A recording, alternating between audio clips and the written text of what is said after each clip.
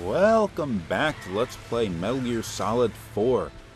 Last episode, Snake had caught up with his contact, Big Mama, who, as it turns out, is his surrogate mother, not his biological mother. He doesn't actually have a biological mother.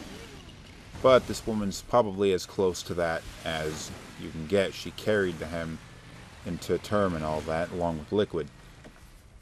And we were caught up to by the dwarf geckos, and it's obvious that Liquid is onto us, and we're gonna have to go and fight our way out of here. This woman, who is actually Eva from Metal Gear Solid 3, has dropped quite a bit of, let's say, relevant information on us about the nature of the Patriots, as well as some things regarding Snake's birth and the nature of the SOP system. One of the things that everybody hated about Metal Gear Solid 2, aside from the whole Raiden thing, was the idea that it was an extremely complicated story, and it was all basically held together by this concept of the Patriots, which were the sort of secret underground government that was actually running things. The kind of things that conspiracy theorists go and shit themselves over. And it really created this convoluted story about what was actually going on, and there were endless layers of complexity to it. It was a real pain in the ass. But one of the things that they had pushed forward was the idea that the Patriots were a sort of presence in the United States government since its inception. And that's sort of, when Metal Gear Solid 3 came around, it sort of contradicted that to a degree. And in fact, sort of, it outright brought forward this idea these people called the Philosophers, which it later said turned into the Patriots.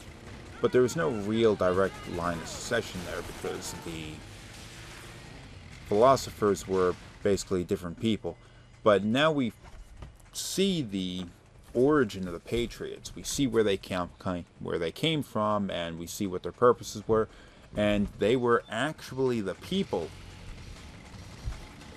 who were taking part in the game Metal Gear Solid 3, the Fox unit, I guess they were called. That was Big Boss. That was Ocelot. Eva eventually joined them as well, and Major Zero, Paramedic, Sigan, all those guys, and a few other relevant pieces of information, such as Donald Anderson, the DARPA chief in Metal Gear Solid, was actually Sigan. So there's connections made there. But oh, I just accidentally shot the wrong guy. Oh, that was horrible. Anyone else see that? But this is one of the things that they did really well, I think, in this game, which was they managed to take the convoluted story of Metal Gear Solid 2 and sort of reconcile it with what had happened in the previous game, working with the stuff that happened in Metal Gear Solid 3. And managed to do it in a way that was not ridiculously confusing. You still got to take some effort to think it through, but it's not too much of a head scratcher. Why is she stopped here? Why aren't we moving? oh, gotta wait for the vans. Okay, there we go. Boom. These frogs are really crazy with their jumping in and stuff, trying to get on the van. We gotta protect the van, because that contains the body of Big Boss. Now, the reason why Liquid needs the body of Big Boss is because the Patriot's AI system, which he needs to access in order to gain control of the SOP system and gain control of basically the world, is coded to only be able to be accessed by members of the Patriots. But when they go and they access the system and they do whatever they want for it, they really get one shot at it. They gotta do it right, or else they fail, and the AI system locks them out.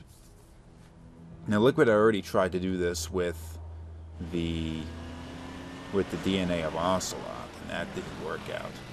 And tried it again with the DNA of Snake.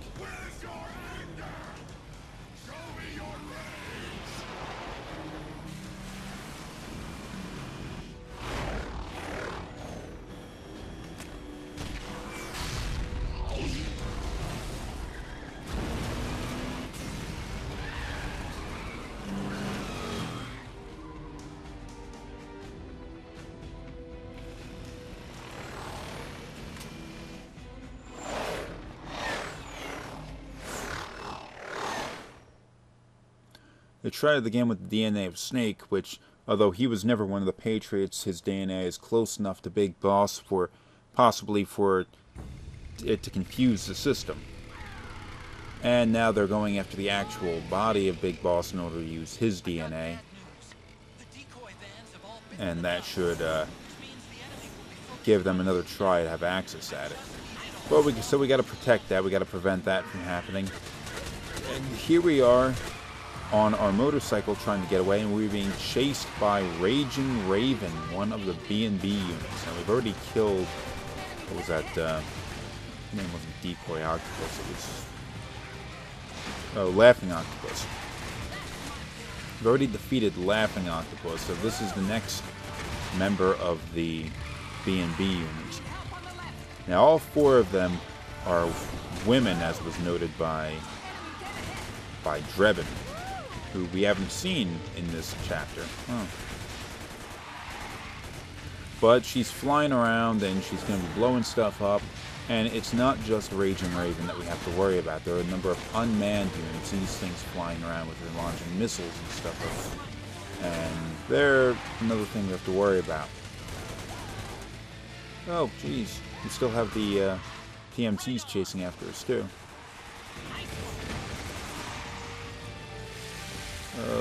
Okay. I swapped out the submachine gun that she gave Snake for the P90. P90 has a higher ammo capacity. It's a little bit more useful here. Don't have to reload it as much. Come on. There, he's down. Can't hit the driver, though. Protect it. It's an armored car. You sound think you can hit the driver. I've never managed it.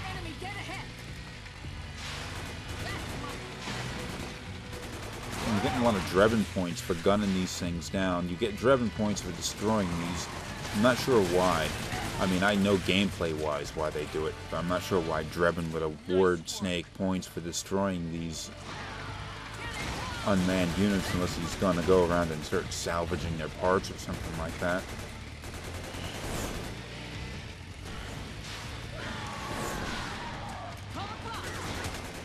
Feel free to take a few shots at Raging Raven as she flies around, but really you can't do any damage. Oh, Matrix effect. Most of the time you're going to be focusing on taking out the unmanned aerial vehicles. Also note that the frogs that we're shooting at here, unlike the regular frogs who are armored and they take a number of shots before they go down, these ones will die probably based on a single shot. Probably because you're not going to be able to, as far as the game goes, you're not going to be able to focus your fire on one of them for long enough to do any damage normally. Oh, Eva just got shot. Sniper up somewhere. She's okay.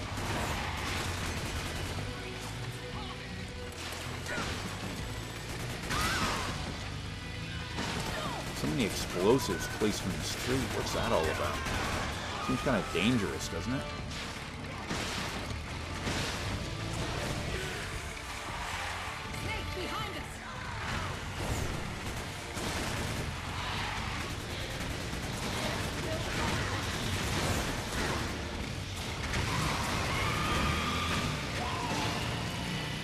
I think we lost them.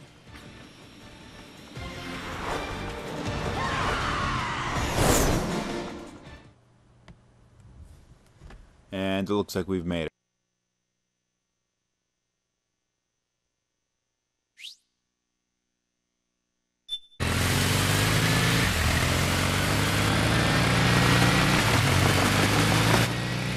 There it is!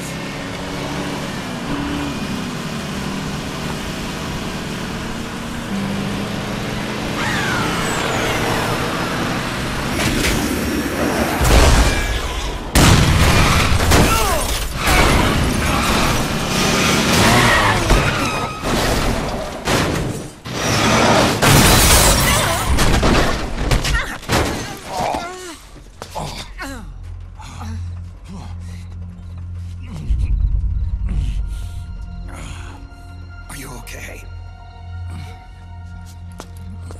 Big Mama, come on. Stay with me. Eva, I need you. Is that you? Snake.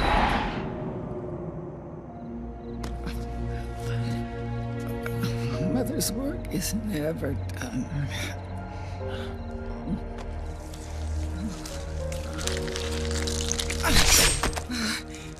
Big Mama.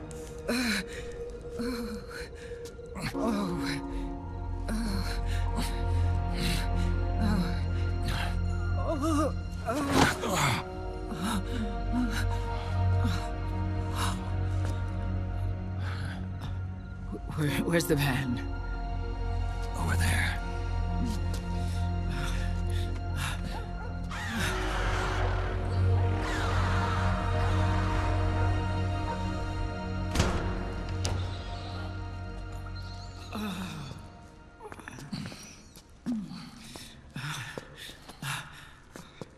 The children.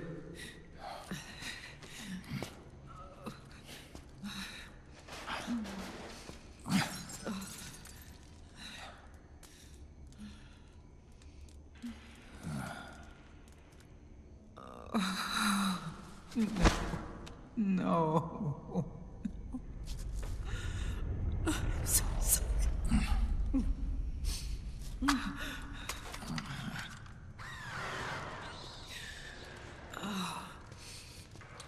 She'll be coming to search the van. I'll take care of it. You stay here. Keep watch.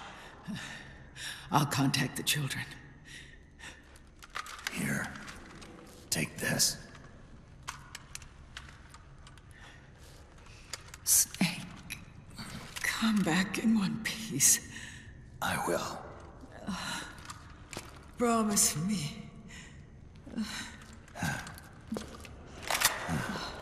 Okay, there we done it. Snake is going up to the roof in order to confront Raging Raven.